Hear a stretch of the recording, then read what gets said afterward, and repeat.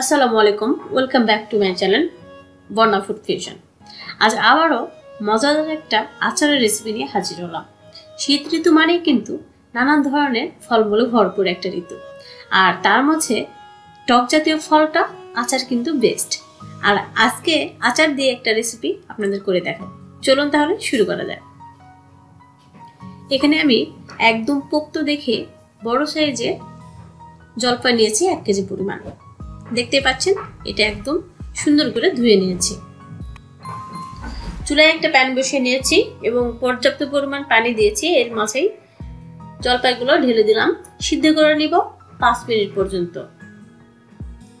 ফিরলাম 5 মিনিট পর। দেখতে পাচ্ছেন আমার জলপাইগুলো একদম সিদ্ধ হয়ে গেছে। সেটা পরীক্ষার জন্য আমি একটা চামচ দিয়ে দেখে নিচ্ছি জলপাইগুলো কেমন সিদ্ধ হয়েছে। দেখতে পাচ্ছেন এটা অনেক সুন্দর সিদ্ধ হয়ে গেছে।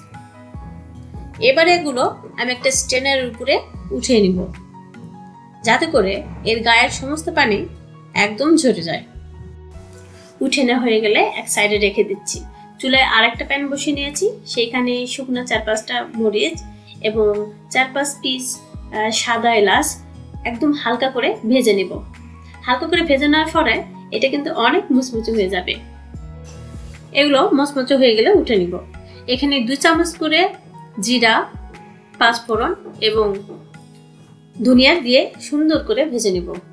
হালকা স্মেল আসলে এটা আমরা নেমে নিব। দেখতে পাচ্ছেন, দেখে বোঝাই যাচ্ছে এটা ভাজা হয়ে গেছে।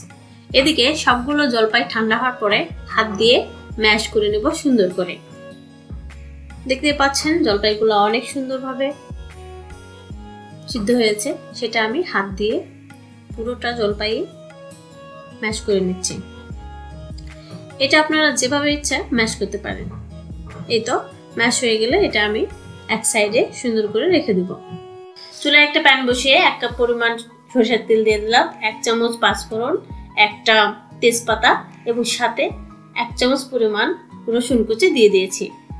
এগুলো এখন সুন্দর করে আমি ভেজে নেব। দেখতেই পাচ্ছেন আমার সবগুলো মশলা ভেজানো হয়ে গেছে। আর সরিষার তেল কিন্তু এভাবে হালকা বাবল ওঠে। এখন এর মধ্যেই আমি সেই ম্যাশ করে রাখা জলপাইগুলো দিয়ে দিব।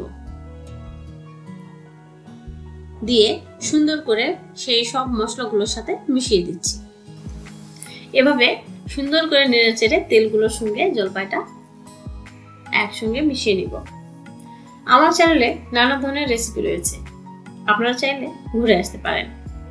আর আজকের রেসিপিটা যদি ভালো লেগে থাকে তাহলে অবশ্যই লাইক, কমেন্ট, শেয়ার করবেন এবং সাবস্ক্রাইব করে পাশেই থাকবেন। এই পর্যায়ে আরো 2টা শুকনা মরিচ আমি দিয়ে দিলাম। আর এখানে প্রথমেই 1 কাপ পরিমাণ চিনি আমি অ্যাড করছি। এটা পুরোটা মিশিয়ে নেওয়া হয়ে গেলে আর 1 কাপ পরিমাণ অ্যাড করব। এভাবে 1 কাপ পরিমাণ চিনি দিয়ে আবার সেই জলপাইয়ের সঙ্গে সমস্ত ভালোভাবে মিশিয়ে নেব। পরে আর 1 কাপ দিয়ে দিলাম।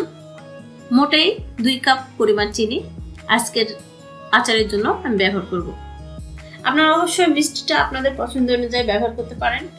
কেউ বেশি টক খেতে পছন্দ করে, সে জন্য কিন্তু আপনারা কম চিনি ব্যবহার করতে পারেন। এই তো মিডিয়াম লো স্পিডে আমরা জাল করছি। অনেকটা পানি বেরিয়েছিল, সেটা টেনে গেল।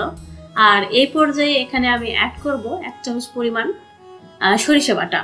এই সরিষা বাটাটা মাঝখানে ব্যবহার করার কারণটা হচ্ছে এই যে সরিষার একটা ঘ্রাণ, এটা কিন্তু জলপাইয়ের মধ্যে আমরা পাবো। আর এটা খেতে কিন্তু অনেক ইয়ামি হয়। এভাবেই সুন্দর করে জাল মিডিয়াম স্পিডে রেখেই আমরা আচারটা তৈরি করব। জাল এক পর্যায়ে আমরা একদম মিডিয়াম করে দিব, কারণ এখন কিন্তু বেশি জাল দিলে নিচে ধরে দিতে পারে। দেখতে পাচ্ছেন এখানে অ্যাড করলাম 1/3 কাপ ভিনেগার। ভিনেগারটা অ্যাড করার কারণটা হচ্ছে এই আচারটা আমরা দীর্ঘদিন রেখে খেতে পারবো, সেটাও আবার একদম নর্মালে, ফ্রিজিং ছাড়াই। আমরা ফ্রিজে না রেখে এটা অনেক দিন পর্যন্ত খেতে পারবো। এখন আমরা এখানে অ্যাড করছি যে মশলাগুলো আমরা ভেজে একদম গুঁড়ো করে রেখেছিলাম সেটা। এই মশলাটা কিন্তু আমি যে পরিমাণ ভেজে নিয়েছিলাম সবগুলো উপকরণ, এর থেকে আমি 1/2 কাপ এখানে ব্যবহার করেছি এবং 1/2 কাপ রেখে দিয়েছি অন্য একটা আচারের জন্য। দেখতেই পাচ্ছেন আমাদের আচারটা প্রায় রেডি। খেতে কিন্তু মাশাআল্লাহ অনেক ইয়ামি হয়েছিল। রেসিপিটা যদি ভালো লেগে থাকে তাহলে স্টেপ বাই স্টেপ ফলো করে বানিয়ে ফেলুন মজাদার এই জলপাইয়ের রেসিপিটা। দেখতেই পাচ্ছেন অনেক গর্জাস লুকিং এসেছে। আমি চেক করে নিলাম এটাতে কোনো পরিমাণ পানি রয়েছে কিনা। না, ইনশাল্লাহ অনেক পারফেক্টলি হয়ে গেছে। এবারে পরিবেশনের পালা। তাহলে কথা না বাড়ি চলে যাচ্ছি, ফিরবো আবারও কোনো ডেলিশিয়াস মজাদার রেসিপি নিয়ে। ততক্ষণ সবাই ভালো থাকুন, সুস্থ থাকুন। আল্লাহ হাফেজ।